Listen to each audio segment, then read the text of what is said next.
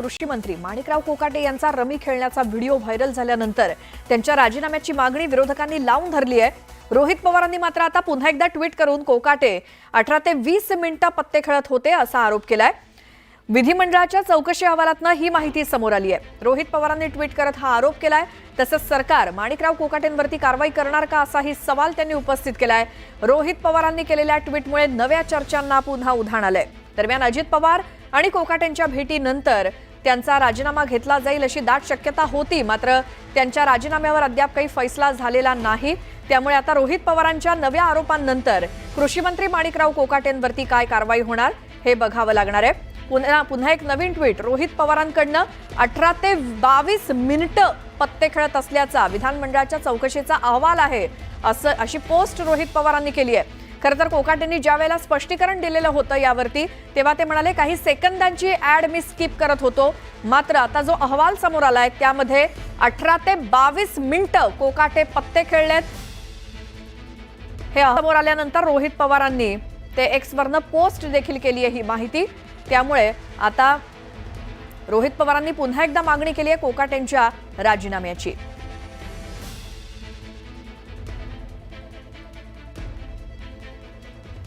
आणखी एक मोठी बातमी, काल मंत्रिमंडळाची बैठक झाली। दरम्यान कृषी मंत्री माणिकराव कोकाटे यांचा राजीनामा टळलेला असला तरी खाते बदल मात्र होण्याची शक्यता आहे। क्रीडा, मदत पुनर्वसन, अन्न आणि औषध प्रशासन या 3 खात्यापैकी एखादं खातं हे माणिकराव कोकाटेंसोबत अदलाबदल होऊ शकतं अशी शक्यता आहे। पण जोवर शिंदेंच्या मंत्र्यांवरती कारवाई होत नाही तोवर राष्ट्रवादीच्या मंत्र्यांवरती कारवाई नाही अशी भूमिका घेतल्यामुळे हा खाते बदल कधी होईल हे सांगता येणार नाही। आमच्या प्रतिनिधी प्रणाली कापसे आपल्यासोबत फोन लाईनवरती आहेत। प्रणाली, एकतर ज्या पद्धतीने कोकाटे म्हणत होते की मी ऍड स्किप करत होतो, पण आज रोहित पवार पुन्हा म्हणतायत 18 ते 22 मिनिटाचा व्हिडिओ आहे। कारवाई कधी होणार असा प्रश्न पुन्हा विचारलाय, मात्र काय एकूणच गोंधळ आहे हा?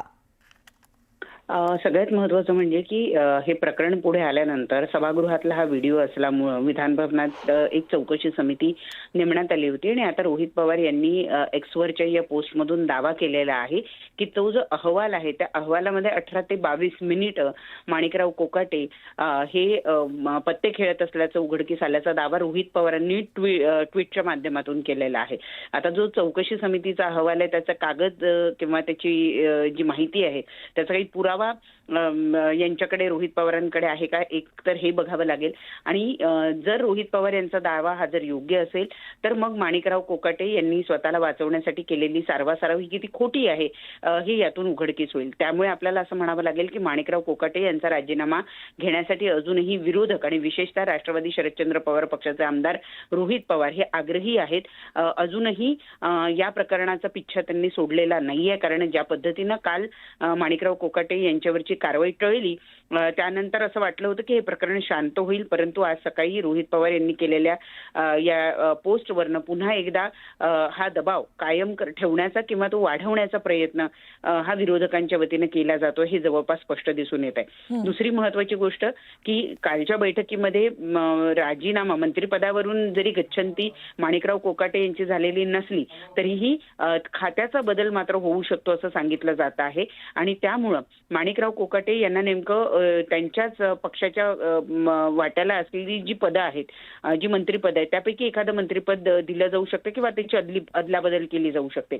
तर मग असे कुठले खाती आहे, तर क्रीडा खातं आहे, मदत पुनर्वसन आहे आणि अन्न व औषध प्रशासन आहे। हे 3 अशी खाती आहेत जी राष्ट्रवादीच्या कोट्यामध्ये आधीच आहेत आणि यापैकी एखादं खातं ज्याचा जनतेशी संबंध कमी येईल असं एखादं खातं जे आहे ते माणिकराव कोकाटे यांना दिलं जाईल। कारण माणिकराव कोकाटे हे कायम त्यांच्या विधानांमुळे त्यांनी केलेल्या वक्तव्यांमुळे चर्चेत राहिलेले आहेत आणि अडचणीत आलेले आहेत। त्यामुळे त्यांना असं एखादं खातं दिलं जाण्याची शक्यता आहे जिथे जनतेचा संबंध हा कमी येईल आणि जनतेचा संबंध जिथे कमी येतो तिथे प्रसारमाध्यमांचा सुद्धा संबंध कमी येतो आणि त्यामुळे त्यांना असं एखादं खातं दिलं जाण्याची शक्यता आहे जिथं लोकांशी त्यांचा संपर्क कमी होईल। आणि त्यामुळं हा खांदेपालट नेमका कधी होईल हे सांगणं खरं तर कठीण आहे, कारण कालच्या बैठकांमध्ये ही सुद्धा एक चर्चा होती किंवा एक विधान पुढे आलेलं होतं की केवळ राष्ट्रवादीच्याच मंत्र्यांवर कारवाई का, शिंदेचे जे मंत्री आहेत ते सुद्धा अडचणीत आलेले आहेत, त्यांची सुद्धा भ्रष्टाचाराची काही प्रकरणं पुढे आलेली आहेत. अशा वादग्रस्त मंत्र्यांवर शिंदे जर कारवाई करत नसतील तर वारंवार राष्ट्रवादीनीच कारवाई केली तर पक्षाची प्रतिमा ही महायुतीमध्ये मलिन होते, राज्यामध्ये ती प्रतिमा डागाळली जाते, तर ते योग्य नाही पक्षाच्या दृष्टीनं, बरं. अशी सुद्धा प्रतिक्रिया ज्येष्ठ मंत्र्यांनी दिलेली होती. प्रणाली, धन्यवाद या सगळ्या माहितीसाठी.